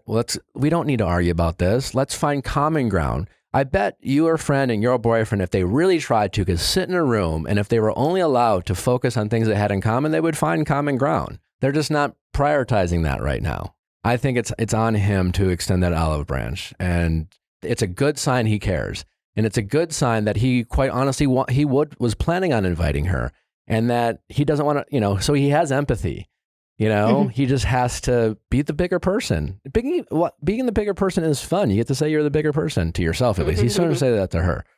But I think you should challenge him to be the bigger person. And I think especially if, like, I know political stuff, especially with like the role of like identity politics. And like, as like Nick was saying at the beginning about how it is something that is so personal to so many people. And it's like this huge indicator of values. Like, I think with that, sometimes something that gets lost in the conversation is like the role of discernment, and when it's like a good or opportune time to actually connect with someone. Because it's like, if the whole point of arguing about politics is that you have like a very intense value and it's really upsetting to you that someone doesn't share that, and you're trying to like kind of like convert them to that, like there's also an important like level of self-awareness of knowing when you're just like, no matter what you say, someone is not going to change their mind. And like, that is all to say that like, it is not always like silence and bystanding to be discerning about like when things come up. And I think for him, like just kind of framing it that way of not saying like, this isn't some big deal, but just saying it is simply ineffective to bring politics into this specific arena of life because of where you're both at and like how firmly you both stand in your opinions. Like, I think that's also an important part of the conversation in politics is like, I know some people don't feel safe with people who have really opposing political beliefs. And so this is not like to say that those people should be like forced to be with people they don't feel safe with. But outside of that case, I think there's like a huge role in like humanizing and connecting with like the other side of the aisle, so to speak. And it's an essential part of like, if we are actually going to solve anything, you have to understand people and understand how to get through to them. And I know that this is not some long game of him eventually convincing her within the political views, but I think like maybe just like going into that side of things and just like talking about the role of discernment. So that way you're acknowledging how important it is without saying, but don't make it important in this way, but just saying like, let's look at it through a different lens of like the importance of like connection and respect, and how like that is the most conducive to like actually having like meaningful change with people. All right. Well, it sounds like we have an opinion. We think he should reach out and humble himself and try to extend an olive branch. If he's not going to do that, especially if he decides not to do that, personally, I think we agree that you should go to her wedding. He should go to the cousin's wedding. The consequence of not going, I think, is far more severe than the consequence of going. Agreed. I think like you said, your boyfriend was expecting you to go. He already has something to do, and you're going to give him the opportunity to make it right. And him saying, I don't want to do that, you can calmly say, all right, I respect it. I'm fair, but like, I'm going to go to her wedding, and if you don't want to, right, that's fine. I'm not going to get mad at you, and I'm not going to fight with you about it, but I'm just not ready to say goodbye to this friendship yet. And I hope in the future, if you guys ever see each other again, you'll use that as an opportunity to just bite your tongue and consider my feelings and my friendships, and just, you don't have to, like Amanda said, it's not your job to convince her. You guys, you just go your separate ways. You're both good people. I'm sad that you guys can't get on the same page, but it's fine. Neither of you are going to change each other's minds, but I feel like I think we're in agreement. So go support your friend, have a fun weekend, and you'll spend the rest of your life with your boyfriend, hopefully. So. Yeah. True. And that's good advice. And prove to yourself that like you are independent, because I think it's so easy in relationships to just get like out of practice of like doing certain things like travels, logistics. Like it's like, oh, the buddy system, and it's awesome. And then you have another person. And so to have that like taken away is like, feels like uncomfortable, I think. But scary. it also like, the more it's like then taken away, the more it becomes like a scary thing. And so I think having this little moment of like, even if it is because of circumstances beyond your control, like being kind of pushed to like remind yourself that you are independent and that you can function, and that you'll probably connect hopefully with some other like friends from college or people that you haven't seen in a while. Yeah. Like, I think there's also a way of looking at it where it's like, okay, I'm going to have some me time, and then I'm going to be so goddamn excited to see him when the weekend's over. Yeah, for sure. Yeah. Or get him to humble himself. Nick wants him to write. Nick wants him to write a letter. But if he doesn't want to, it's okay. Like, it's totally fine. But I think he needs to just for the just for future things. I think whatever with the wedding, he might not come. He might not even, I think it'd be awkward for him to come at this point after everything that's been said and not being invited. But for future stuff, I do want her to be invited to my wedding if him and I are to get married or whatever that may be. But yeah, I should just go. And I'm leaning that way, but it just feels awkward. The reality is, I think we're a species that needs purpose in our lives. And as society, we're getting a whole philosophical thing, but religion, we just need purpose, and people have found purpose through politics, and that can be great. But sometimes we get a little carried away. And I think your friend and your boyfriend both very much find their purpose in advocating for these beliefs that they feel very strongly about. And they can still have that, but now they're realizing that's affecting other aspects of their lives, and it's creating more consequence and drama than it needs to be. And maybe this is a great opportunity for your boyfriend to reset how he wants his purpose and his beliefs to affect all aspects of his life. Because like you said, if they're both just hardcore, and specifically your partner, because you're right, you only see your friend every 5 years. And if you end up marrying this guy, you're going to marry a guy who has a habit of being so divisive and getting in these types of discussions and discourse with people who don't agree with him. And it won't be the last person you have to deal with this type of conflict with. All right. Well, definitely keep us posted. We're dying to know what you decide to do. Okay. Yeah, let us know what your RSVP says. One person or two people or no people. And we won't be mad. We'll just be disappointed if you don't take our advice. I'm just kidding. Whatever you decide to do, we want an update. We'll appreciate it. Okay, sounds good. I will definitely update you guys. All right, thanks so much. Thanks, Sarah. Thank you. All right, bye-bye.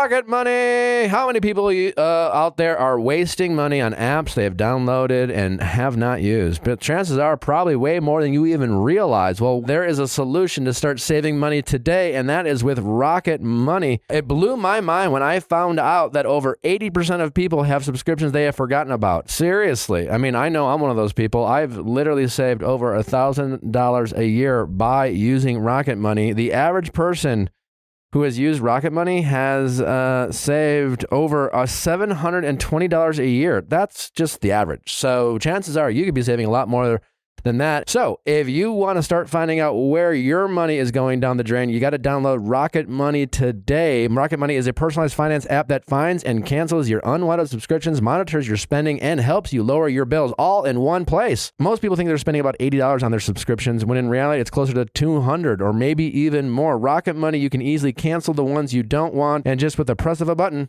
get rid of the ones that you don't use. Also will help you Rocket Money can now help you negotiate and lower your bills up to 20%. All it takes is a picture of your bill, and Rocket Money takes care of the rest. So many great things you can do with Rocket Money. So stop wasting money today on things you don't use. Cancel your unwanted subscriptions and manage your money the easy way by going to rocketmoney.com/VIALL. That's rocketmoney.com/VIALL. rocketmoney.com/VIALL. This episode is brought to you by IQBAR. Now get 20% off every IQBAR product plus free shipping when you text FILES, F-I-L-E-S, to 64,000. Well, you've heard Amanda brag about IQBAR like a ton. That's because it is delicious, and she got me on it, and then she got the rest of the team on it. It's hard to eat healthy, especially for all the people who are on the go. We know many people listening to the show are constantly on the go, and they're just too busy to find healthy snacks. There's always that choice. Do I want to enjoy what I'm eating? Do I want to eat healthy? With IQBAR, you can do both. You can have a delicious snack that is packed with nutrients and things that are good for you. I had 17 hours of travel to get to Australia, and even though I had really limited space in my luggage, truly, I brought 17. so many IQBARs because 17. It's the worst part of traveling is when you're exhausted, you're jet lagged, and I don't know, plane food can sometimes be really questionable. And so it's that thing of you don't want to be hungry, but also you don't want to feel malnourished during a trip. And so truly IQBAR was the perfect thing because not only is it packed with protein, there's not too much sugar. It's got amazing ingredients that support your brain health. And it's also all the dietary requirements. I insisted my friend try it when I got there. I was I need to get you on this. This is a hack. And so no matter she has some dietary restrictions, all of those are accommodated with IQBAR. People who are keto, paleo, vegan, gluten-free. All of you can enjoy IQBAR. Well, right now you can get 20% off all IQBAR products plus free shipping. To get your 20% off, just text FILES, FILES, to 64,000. Get your discount. That's right. Text FILES, FILES, to 64,000. That's FILES to 64,000. Message and data rates may apply. See terms for details. Mary, you listened to our episode with Paige, and we were getting into the whole Scooter Braun drama, and Paige had this very interesting theory that I really thought made a ton of sense. And that theory, just to recap to our audience, was something around the fact that like so many of these kind of scandals in Hollywood have usually centered around some sort of like misbehavior when it comes to like sex or sexual misconduct and things like that. But that doesn't seem to be the case with Scooter.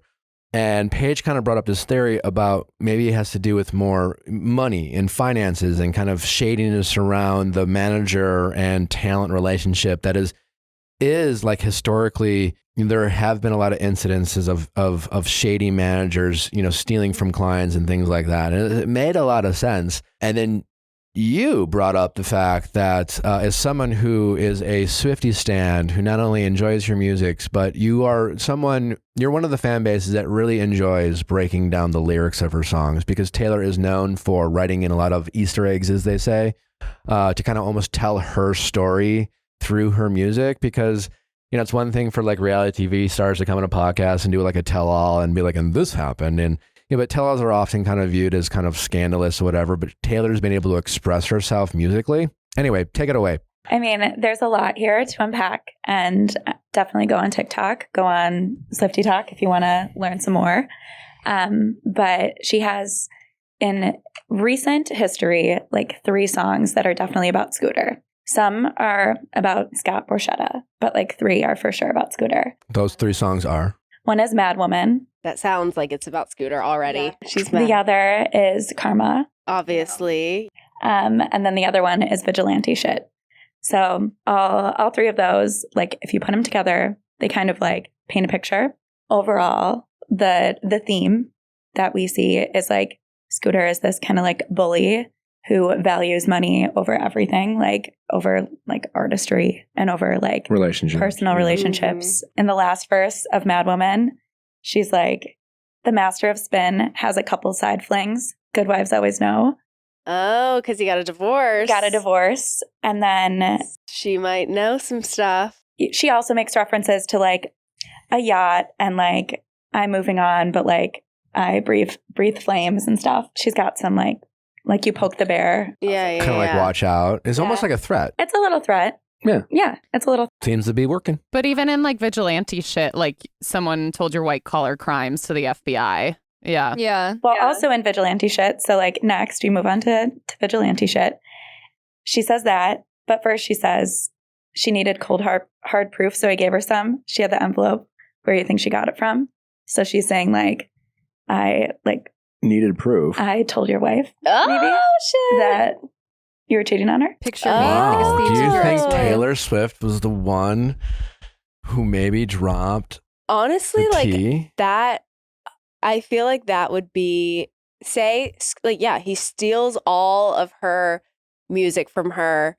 And she's like, okay, well, you know what? I know this about you. So let me just call up your wife. She'll take a call from Taylor Swift. But it sounds like Taylor came with the receipts too. Yeah. She didn't just come with rumors. She wasn't like, she oh, by the always way, I has the heard receipts. this. Yes. Well, because also when this song came out, people were also speculating maybe it was a Kim and Kanye situation, because there was a photo of Kim with like an envelope.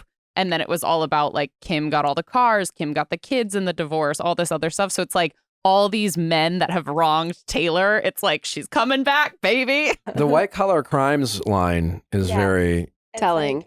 I can totally see Scooter Braun like as a cokehead. Yeah. Yeah. Yes. Absolutely. It also just feels like the Venn diagram of people named Scooter versus cokeheads looking real close to a circle. Literally. It's kind of manifest destiny. So definitely consider. And I feel like one of his clients found out like some shady shit he was doing and passed it along, and it's kind of trickling down his client list. The fact that Scooter did what he did to Taylor, and regardless of what you thought of it at the time, other people were like, well, he has the right to do it, or blah, blah, blah. And Swifties obviously were like, fuck you, Scooter. That Taylor Swift is currently going through one of the most successful tours in the history of music. Her star has never been brighter. She is turning middle-aged men into Swifties. She has catapulted beyond like a niche, group. Even the most successful celebrities like have their like niche fan base, where it's like the Swifties, right? And it's like this maybe a group of people, a large group, but a group. Where now Taylor is truly like, it's kind of everyone's a fan, and this is all happening while her biggest arch rival is not only like kind of going through it, but it sure seems like, granted, it seems like Scooter's rich, so like maybe he doesn't care, but his brand, his star power, his credibility, everything has never been lower. And if you believe in karma, this is of karma. Does. It's a wild, fascinating thing. But it's like maybe he had to do some sketchy ass deals to make up for the fact that he spent $300 million on her catalog. I mean, there's like, and then karma, people have been like really close reading. I was an English major, so people are like, really getting in there, analyzing that like karma is the breeze in my hair on the weekend. And that's like in reference to her tours. And every time she like drops a new like TV, like it's on the weekend. So that's like your karma. And she says like Spider Boy, King of Thieves, and Spider Boy, like SB, Scooter Braun. She's such a clever writer. She's so clever. She's the line, my pennies made your crown, because like he gets pennies from every stream from her songs. So all those pennies add up to make his crown. But she the fact fucking that I hates think him. that song, well, yeah, and that song is definitely mostly about Scooter Braun. But the fact that dropped in the same week that Kanye got, his deal with Adidas taken away from him and his billionhood taken away from him because of that, like, is just amazing. And I recently rewatched her Folklore Long Pond studio session, and she's talking with Aaron Dessner, who, is like her music producer now. And he was encouraging her during that album to like be okay with writing songs about more than one situation, which she'd never really done before. And so I feel like, one, that's just made her songs like so much more complex and creative and amazing. But you see these songs that can be about like probably Carly, and also about Scooter and Kanye, and then also about like Can you break down Carly Kloss? What happened with them, Oh my and God. why was her being at the Like show? all conspiracy though. I have no idea why she showed up to that show. And I saw she was passing out friendship bracelets with her name on it, which is everything I need to know about her. Carly Kloss was Carly was, handing out yeah. friendship bracelets with Carly's name on it? Yeah. Yeah, At a Taylor Swift concert? I don't like that at all. Yeah, that's weird. Just back to the Kanye thing. Someone might need to fact check me, but I'm pretty sure Scooter represented Kanye, like during the whole like, I made that bitch famous, and like her, with the like, lie, he naked in lied the about video. the phone call. They fabricated the phone call. Oh, yeah. Yeah. that they So had with she's her.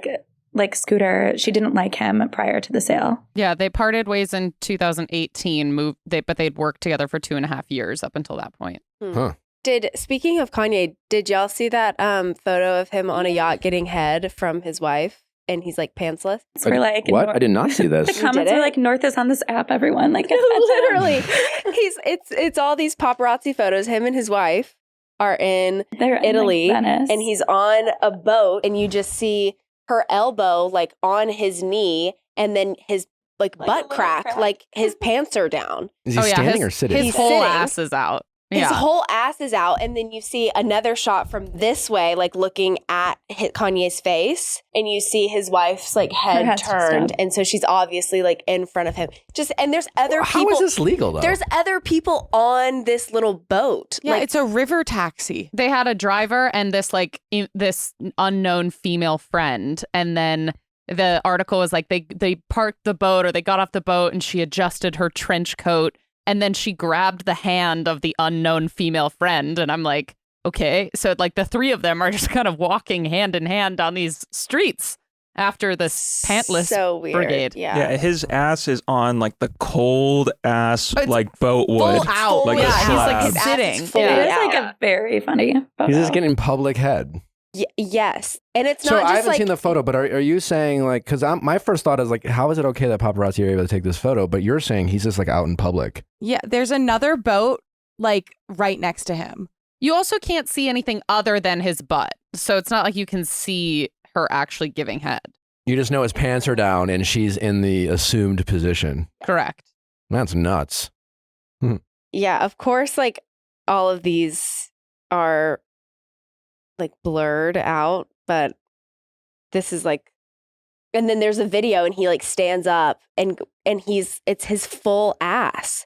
It's not even like he was like, oh, I'm just gonna like stick it to the little, zipper. like fucking like in like Venice, Italy. A tiny, yes, a riverboat. He's got his pants down to his knees. And yes, North is on that app. And that's his big thing is like, you like about Kim, like you let North be on TikTok and make these TikToks and sometimes they're the songs that have cuss words in it or whatever. And he gets so angry. And then he's it's out like, in public. but you're in public getting head from your, like, wow. from your wife. Are any of you Hunger Game fans? Oh my God. I am. I am too. My What do you favorite think of movie the- is Catching Fire. You're such a weirdo. I didn't read the love. books, but I enjoyed the movies. You should. I know. But I can't read, so there's Dyslexic. Illiterate. that. Oh, Illiterate. Did you guys He's all literally so fucking stupid. Did you see the comments? The new directors, they're coming out with a prequel. yes, Yeah. which I've read. Okay, And I'm in the comments process of of the director. reading. I thought were kind of fucking weird. Well, I feel like he's doing it because he obviously was worried, like, would anyone even watch this if Jennifer, as Katniss, isn't the lead? And so I feel like he's trying to differentiate Rachel and Jennifer's characters by saying that Rachel's character is anti-Katniss, to just be like, don't But they're worry. just it's like Rachel Ziegler can't help but getting into like drama when it comes to like yeah. these And stories. it's honestly, it's probably a gift that she's not like allowed to do press right now for this movie, which comes out in November. I assume she won't be able to do any before the movie comes out because, I wonder what that would do to the movie if she was. Yeah. I can't even imagine what she'd say. like first she's coming after Snow White, now she's coming after Katniss. It's like Yeah, which the Hunger Games is like definitely ripe for criticism. Especially this one is about, so it's a prequel and it's about President Snow, who's like the villain of the, 3 like modern books. Mm-hmm. I don't know why I said modern. You know what I mean? The OG books. Yeah, the The original Famously trilogy. The not Old a modern Testament. book. It's, Yeah. it's famously in the future. It depicts what our future will become. So yeah, I'm curious to see after the movie if they do like an after press release or something like that, what she has to say about the character. Oh, God. I know. because the director I'm just looking talked forward about to how it. the new character like leads with her sexuality She and wears how her Katniss was, sexuality like on her asexual sleeve. and kind of an introvert. And I'm thinking like they're all portraying teenagers. Like maybe Katniss wasn't not asexual. Maybe she was just like kind of stressed. But also when she kissed, Trying Peeta, not to die. Yeah, maybe she's just kind of Yeah. going through a lot, and like maybe just like fucking her partner wasn't top of mind. who was the one Yeah. that she kissed Peeta, right? That was like the Yeah. big moment Well, when yeah, they but like kissed. that's why everyone hates Gale so much, is because Katniss is literally like fighting for her life and her family's lives in these like deathly games, and Gale's like, "Why won't you Howling kiss in the me? woods. Please Yeah, he's like, love "Oh, me!" gee." And it's like, "Shut the fuck up, Gale." Oh, I wouldn't mind But more not- sexy time, though. It sounds Not fun. with her and Rachel's Peeta. character. Yeah, now apparently she's Well, gonna like go I mean, into not the to- Hunger yeah, Games not to leading with give her. the book What does that away. mean? Leading with her Yeah, sexuality. she wears her sexuality on her sleeve. No. She really is a performer. she is. She Yeah, is. that's She the sings. character. Ready. She sings. She sings? And it like gets her popularity in the games, and She's then like, President Happy Snow. birthday, so Mr. this is only like President. this is only like the 10th Hunger Games or whatever in this book. And so they have all these like rich capital kids be the mentors for the first time to like the contestants. And so he is paired up with her. But you can imagine from her perspective, she's like, this guy's gonna help me more if he likes me. So why don't I just like swish my skirt and like Manipulator. toss my hair? Okay. Did you see like another like kind of controversial but in a different direction but semi-related was, did you see that Jessica Simpson was getting a lot of flack because her 11-year-old wore a crop top and people were just like generally shocked and angry? I didn't see that, but were they like What were they angry about? I think they were her- like, how dare you like this, like as a parent, it's your job to like when your child is young, kind of like protect them from like sexualizing themselves or like just like being generally like more like revealing.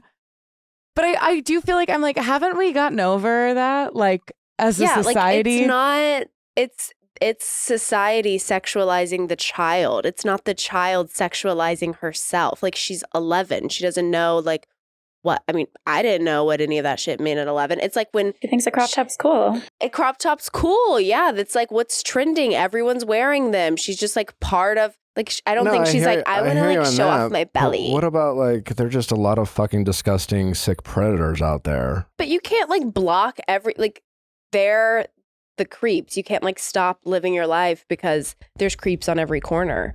No, yeah, no, I get that. I mean, I think it is. It's a complicated discussion, I think. And I'm sure like Jessica, she's had such like a crazy relationship with the media criticizing her body. It's like, what does like, I mean, just you like, can't wear this, tell her daughter about her body. Okay, this isn't like, she didn't just go to like the farmer's market in a crop top. They're like at an event and they're like, it's like they're posing for a photo.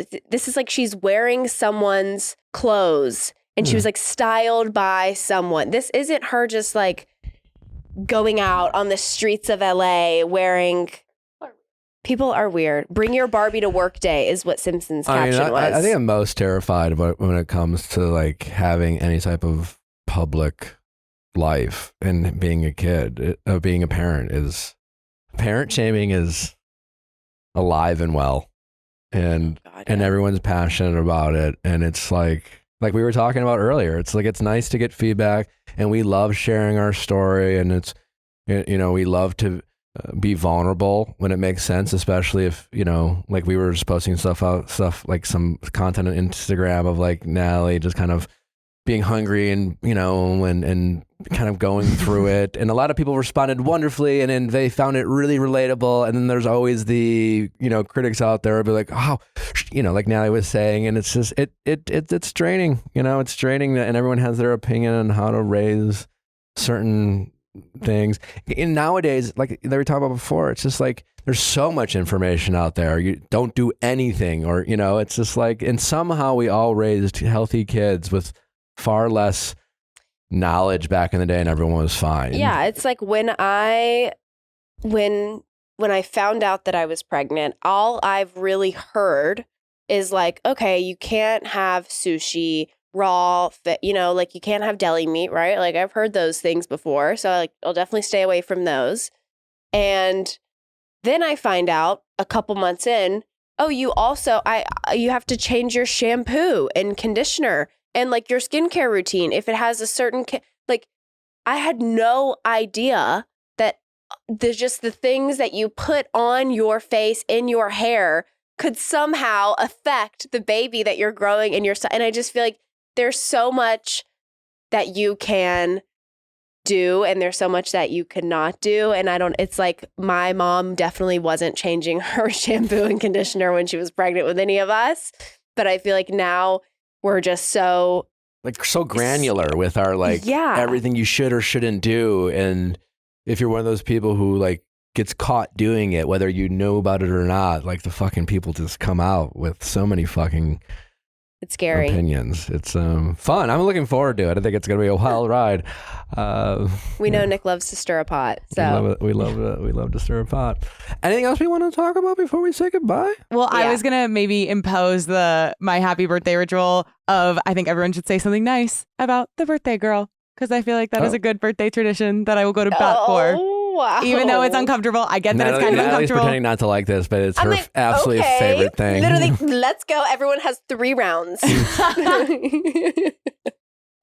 why don't you start it? No, I should go last, I feel like. Yeah, I do feel like you should be the closer for this. I can start. Natalie, I feel like you're one of the most like authentically confident people I've ever met. And I think it manifests in like sometimes like a very like quiet way. But it's like not necessarily like always like a big confronting confidence. It's just like the way you move through the world. I think you just have this like inherent sense of what you're okay with, what you're not okay with. And it just feels like you always have like the confidence and like self-knowledge to assert that.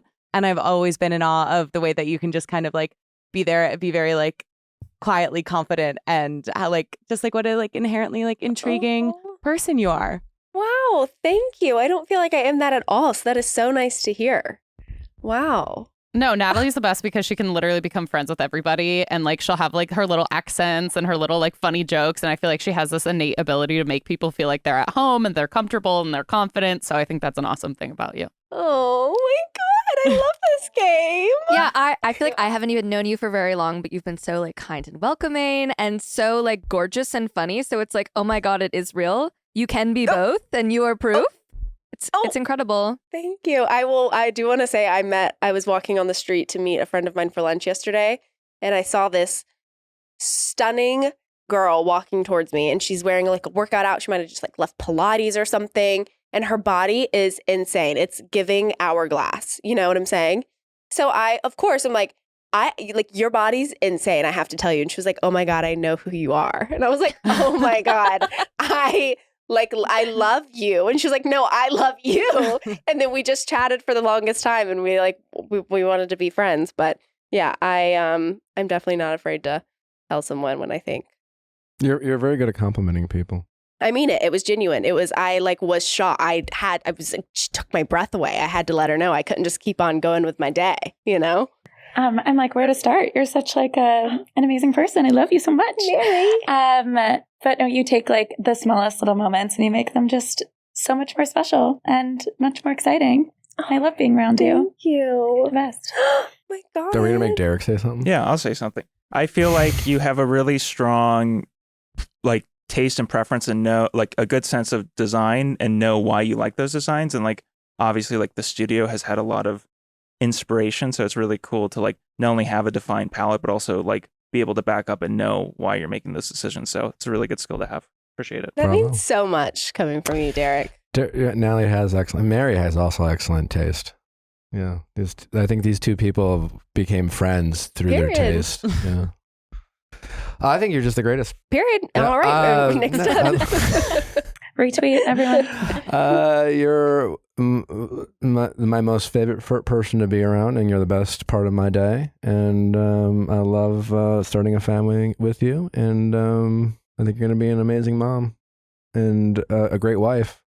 And you're a great partner already. So thanks, honey. Happy birthday, babe. Thanks. Can't wait to have a baby with you. Have you panicked? Not really. It is kind of starting to sink in a little bit that I will be 25. Oh my God. Old. Gross. No, it's just, I feel like the only reason it is a little like, whoa, is just because 25, I feel like will just be such a big year with getting married and having a baby. That's a lot happening at once, but fuck, let's do it. Let's do it. I'm on board. So yeah, hopefully it won't be boring after this year. Well, we'll just renew our vows every year and have a baby every year. I cannot wait. Well, happy birthday, babe. I love you. Well, don't forget, we have another episode of Better Date Than Never live tonight at 9 p.m. We'll be calling in from New York, but Allie and Amanda and Genevieve will be rocking and rolling with a bunch of great stories from from Fuck Club, because, you know, Better Date Than Never has turned into this, like, community of people who love talking about their sexual escapades and dating stories. So be sure to tune in to that. Don't forget, we have another update special dropping tomorrow on Viall Files Plus, along with our pop culture roundup. And don't forget, we are dropping recaps of Vanderpump. So if you're going back and watching from season 1, we've just done season 1. We'll be starting season 2 next week. So check out Viall Files Plus for all the amazing bonus content available to y'all. It's free to sign up. Just go to viallfiles.com to do so. Hope you enjoyed this episode. Subscribe, tell your friends, all that fun stuff. Sending your questions to asknick@theviallfiles.com for all things Sweating the Wedding, texting office hours, Ask Nick, all of the above. We appreciate all your support to the show. We love you. And we'll be back next week. So with Labor Day coming, we're going to push the first 2 episodes a day. So Ask Nick will be on Tuesday, Reality Recap on Wednesday. Thursday's staying on Going Deeper. So just know, so changing in some programming. There you go. Bye. Bye.